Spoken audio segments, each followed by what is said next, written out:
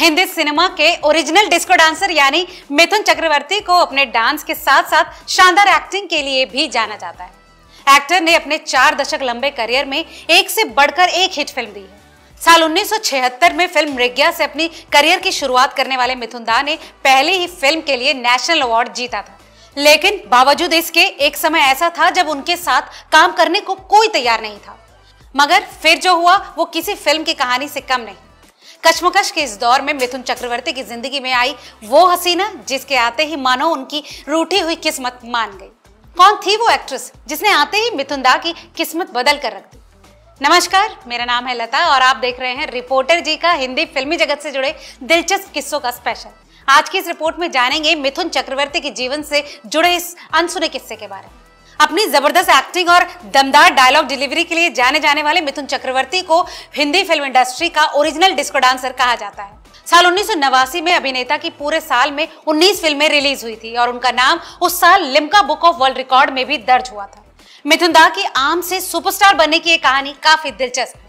अपनी पहली ही फिल्म में नेशनल अवार्ड जीतने के बाद भी कोई एक्ट्रेस मिथुन के साथ काम करने को तैयार नहीं थी।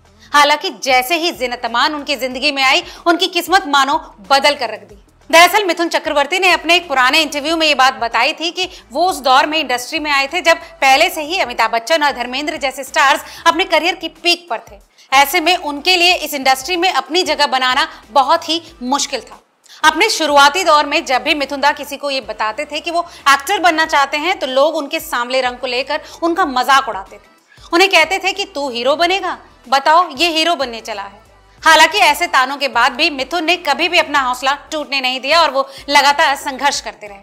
बॉलीवुड के दिग्गज अभिनेता को उनकी पहली फिल्म साल 1976 में मिली थी जिसका टाइटल था मृग्या।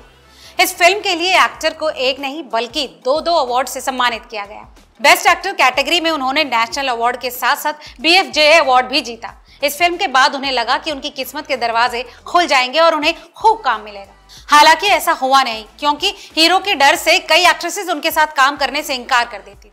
अपने शुरुआती दिनों को याद करते हुए मिथुन चक्रवर्ती ने सारेगामापा के मंच से बताया था कि कोई भी एक्ट्रेस मेरे साथ काम नहीं करना चाहती थी, क्योंकि मैं नया था। मुझे लगता था कि मैं कभी भी B ग्रेड एक्टर से A ग्रेड एक्टर नहीं बन पाऊंगा।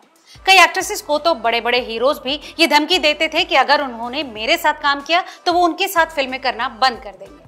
इसके बाद मिथुन चक्रवर्ती ने इसी मंच पर ज़ीनत अमान की काफी तारीफ की। उन्होंने कहा कि जब हर कोई उन्हें दुत्कार रहा था उस समय ज़ीनत अमान अकेली ऐसी एक्ट्रेस थी जिन्होंने उसे गुड लुकिंग बताते हुए उनके साथ काम करने को लेकर हामी भरी थी। दोनों ने साल 1983 में फिल्म तकदीर में साथ काम किया था जिसमें शत्रुघ्न सिन्हा भी मुख्य भूमिका में थे। बता दें कि यह फिल्म बॉक्स ऑफिस पर सुपर हिट हुई और देखते ही देखते ज़ीनत अमान की वजह से मिथुन चक्रवर्ती की तकदीर बदल गई। एक्ट्रेस ज़ीनत अमान के उनके साथ काम करने के बाद कई और एक्ट्रेसेस ने मिथुन चक्रवर्ती के साथ काम करने की इच्छा जताई। मिथुन ने बताया था कि वो हमेशा ज़ीनत अमान के शुक्रगुजार हैं, क्योंकि उन्हीं की वजह से एक एक्टर पर से पनौती का टैग हट पाया। तो देखा आपने मिथुन चक्रवर्ती को इस बड़े मुकाम पर पहुंचने से पहले किस तरह की मुश्किलों का सामना करना पड़ा।